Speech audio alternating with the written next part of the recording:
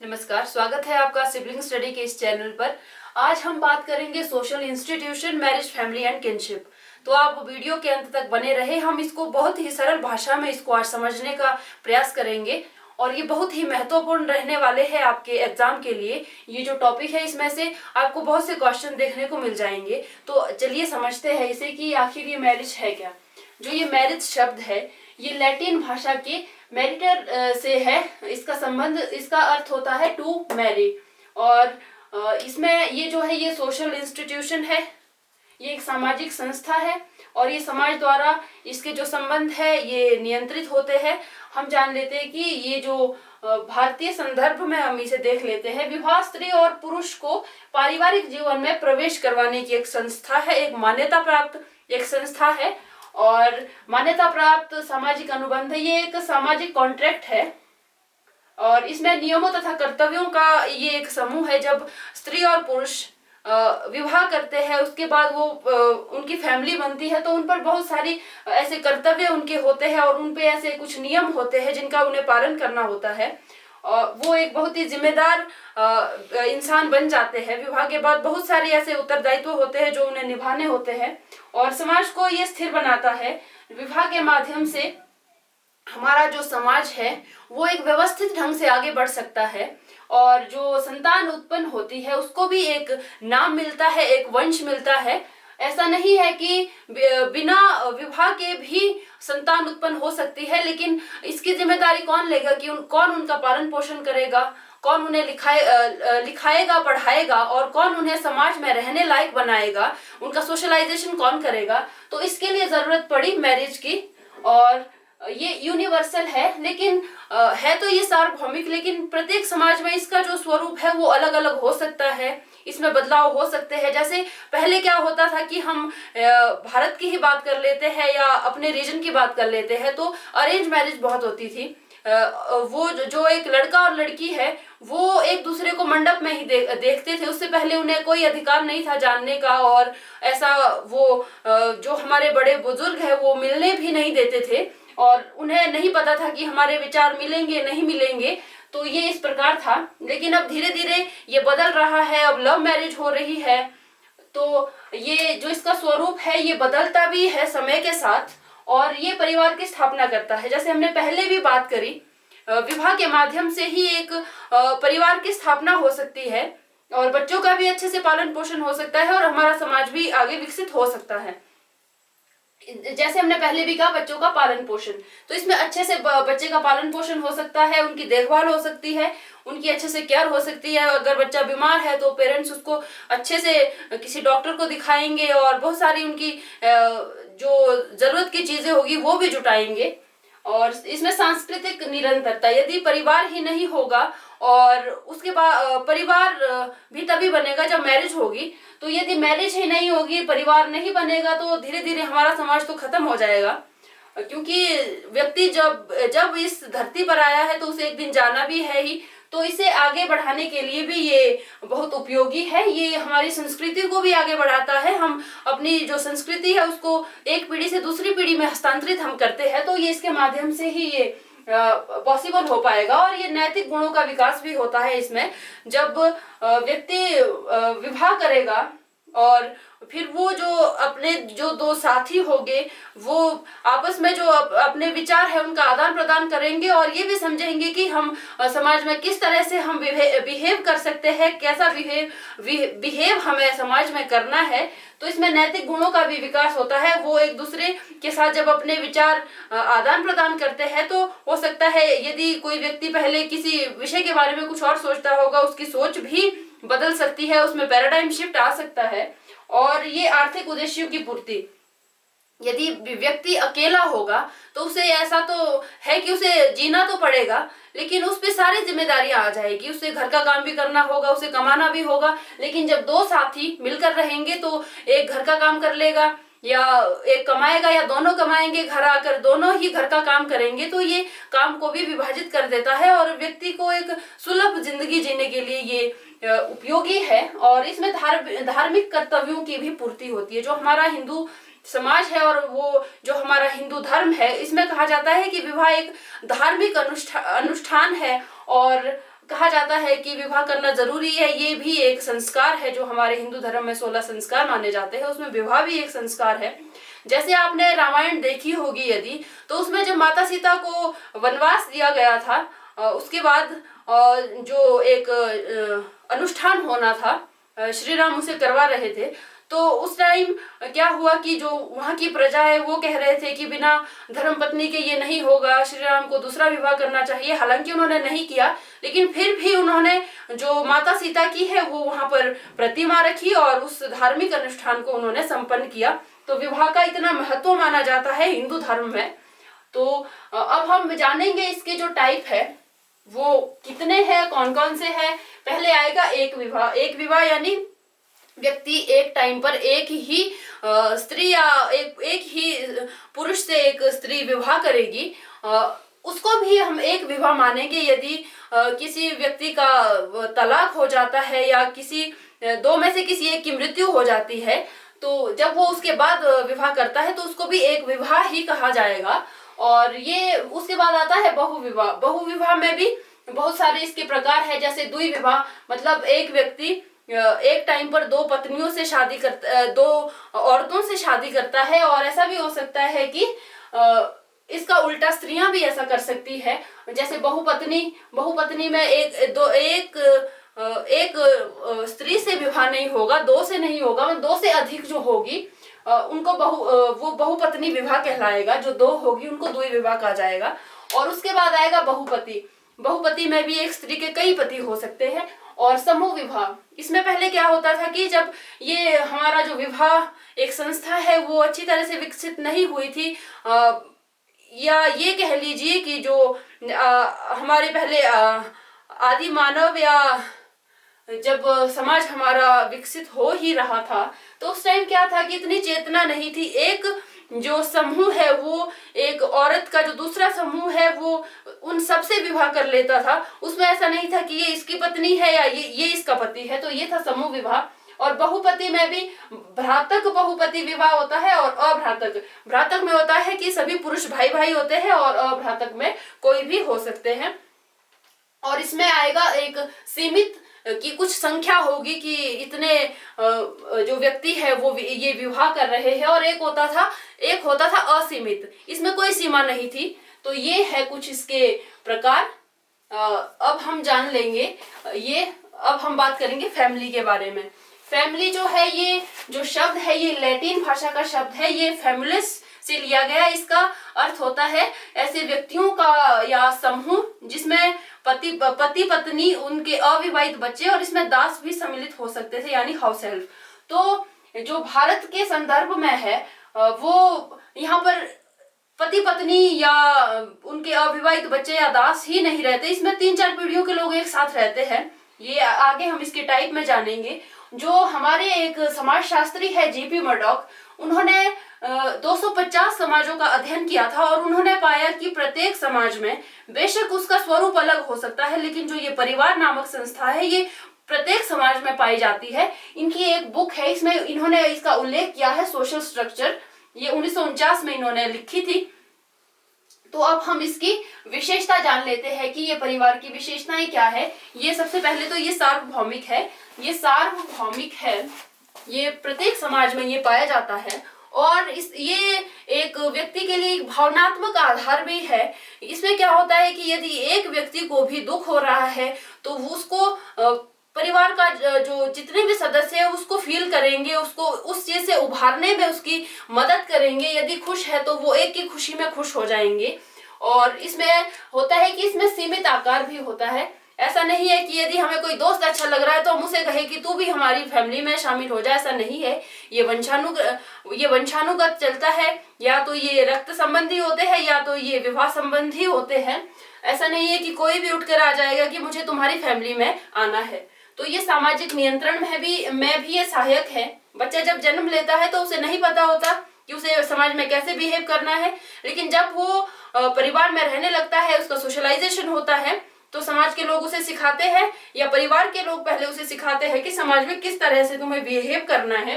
तो ये सामाजिक नियंत्रण में भी ये सहायक है और इसमें सामाजिक गुणों का भी विकास होता है। जैसे हमने पहले बात करी, तो परिवार के लोग एक बच्चे को सिखाते हैं कि तुम्हारे अंदर ऐसे कौन से गुण होने चाहिए जो समाज के लिए उपयोगी है, तुम्हारे लिए भी अच्छा है और समाज में भी ऐसे अव्यवस्था ना फैले। और परिवार समाज की रीढ़ है। परिवार समाज की रीढ़ इसलिए है क्योंकि परिवार ही संतान उत्पन्न करता है और समाज के लिए एक सभ्य नागरिक तैयार करता है।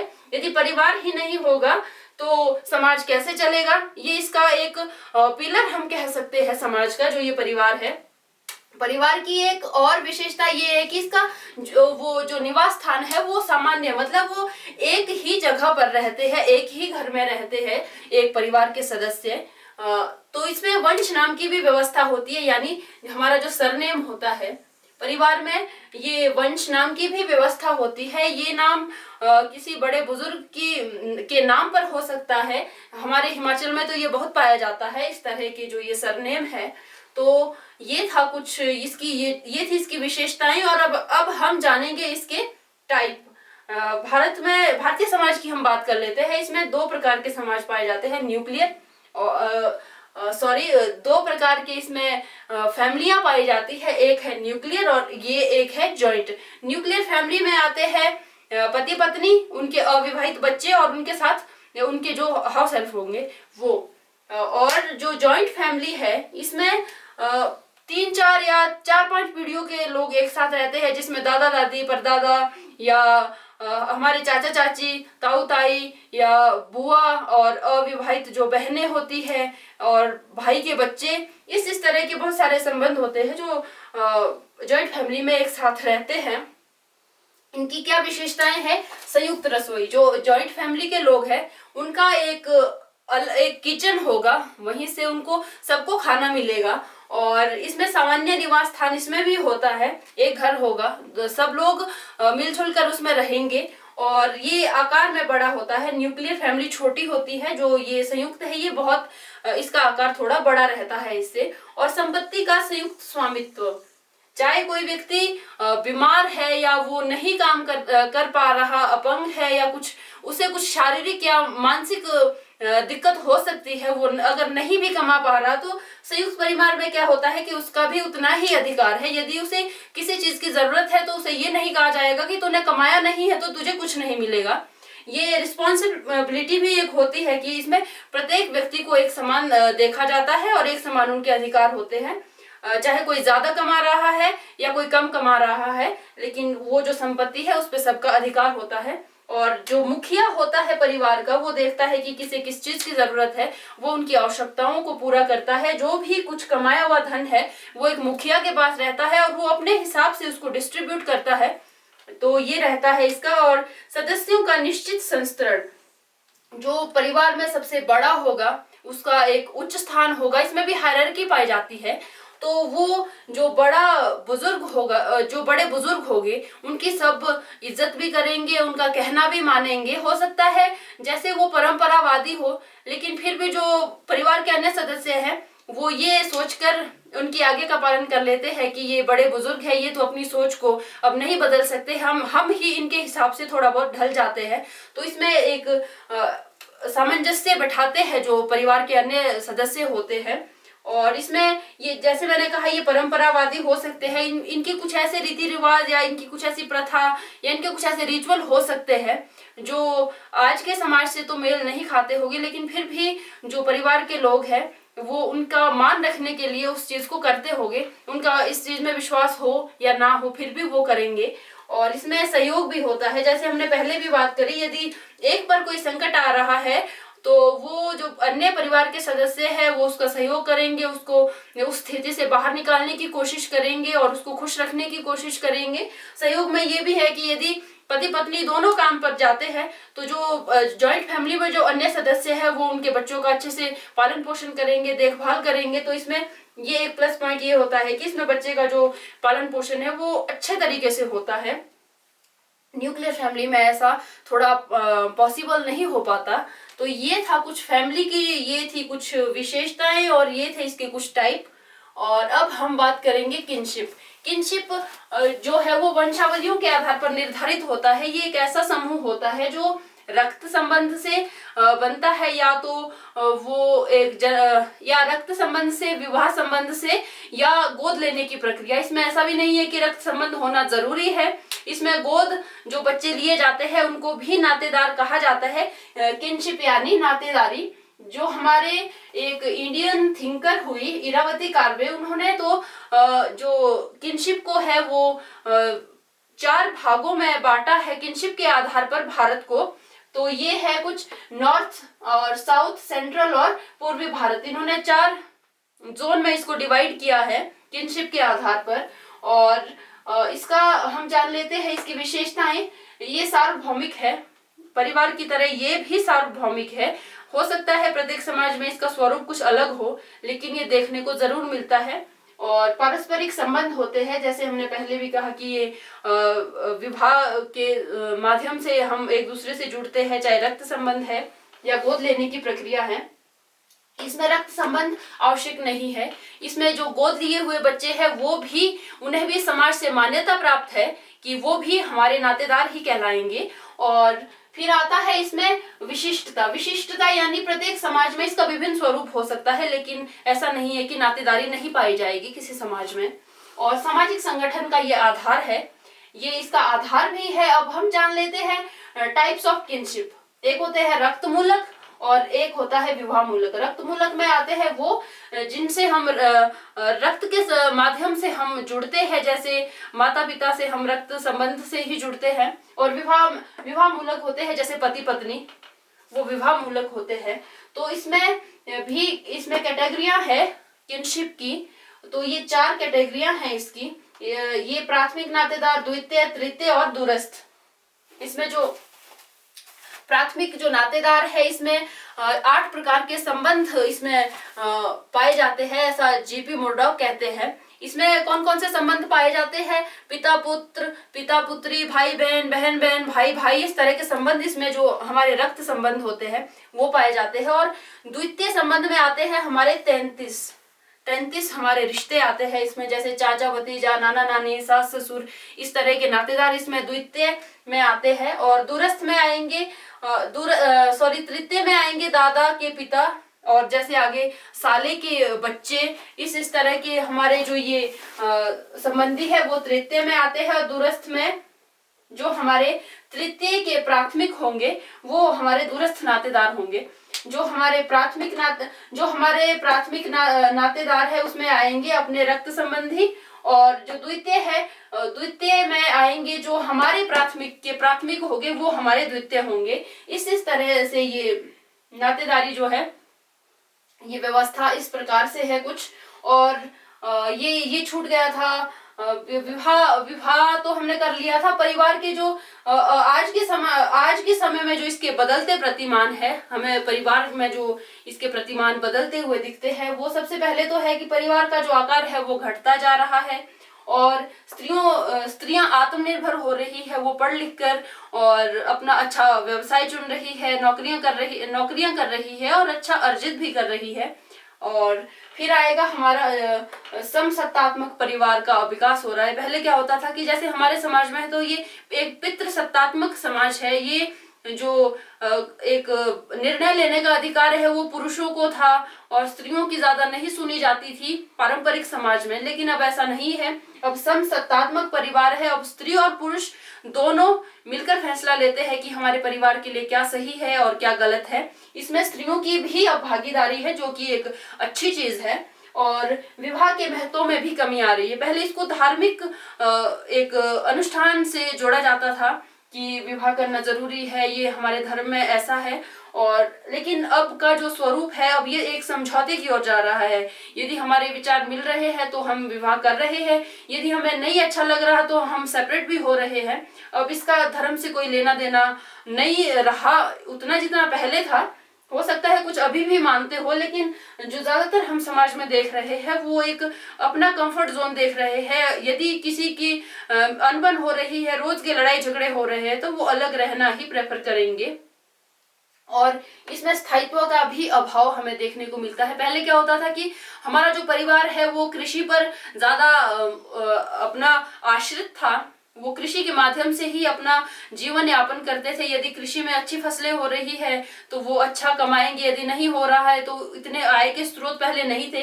लेकिन अब लोगों ने पलायन करना शुरू कर दिया है, लोगों ने अब पढ़ना लिखना शुरू कर दिया है, नौकरियां कर रहे हैं और कुछ प्राइवेट सेक्टर में जा रहे हैं, कारखानों में, उद्योगों में। उन्हें जहां अच्छा लग रहा है, जहां पर उन्हें काम करना अच्छा लग रहा है, वो वहां पर जा रहे हैं। तो कई बार ऐसा भी होता है कि अपने जो पत्नी है वो कहीं नौकरी कर रही है और पति कहीं कर रहा है। और ऐसा भी हो सकता है कि यदि व्यक्ति अभी हिमाचल में नौकरी कर रहा है, यदि उसे अच्छी अपॉर्चुनिटी मिलेगी तो वो किसी अन्य राज्य में भी जाएगा। तो इसमें जो है वो पलायन होते जा रहे हैं। ऐसा नहीं है कि ये स्थायी है, एक परिवार है तो ये यहीं पर निवास करेगा, ऐसा नहीं है। अब लोग जाते हैं अपने जो आय है उसको अर्जित करने के लिए, वो कहीं भी जा सकते हैं। अब तो लोग बाहर के देशों में भी जा रहे हैं।